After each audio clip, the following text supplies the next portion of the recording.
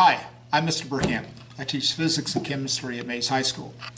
So we developed this lab to kind of help you look at different properties of matter and how you can measure things.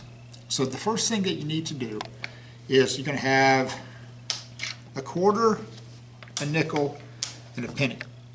And we need to measure the diameter of these, and the diameter is the distance across the longest or widest part. So you're going to take a metric ruler and you're going to lay it out like this on the centimeter side, okay? So, and then you're going to measure to what we call the nearest tenth. So that's 1 centimeter, 2 centimeters, and then this quarter is about 2.4 centimeters across. So that's going to be the diameter.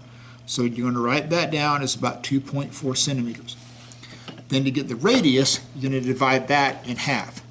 So the first thing that you want to do is you're going to have two different solutions. You're going to have rubbing alcohol, you're going to have water. Never taste these solutions. Don't ever taste anything that's a chemical.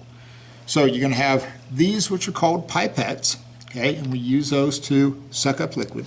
So you're going to take the water, you're going to suck up some water, and the first thing you're going to do is you're going to put a drop of water on one side of the quarter. And you're going to take the rubbing alcohol and you're going to put a drop of that on the other. And what you'll see is that the alcohol spreads out much further than the water does because the alcohol isn't as sticky. The particles that make up the alcohol don't stick as well together, so they tend to spread out more than the water does. So you're just going to make that observation. Then take your towel and dry that completely off. So then you're going to take the one that you use for the water, and you got to keep those straight. So you're going to take the water.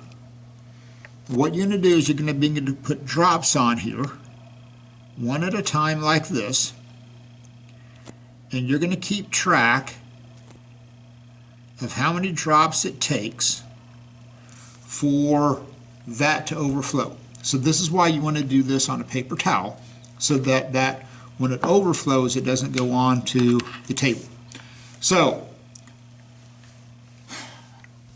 once you get all your data collected, you're going to have a graph, and you're going to have the area on the x-axis, and you're going to have the number of drops on the y-axis.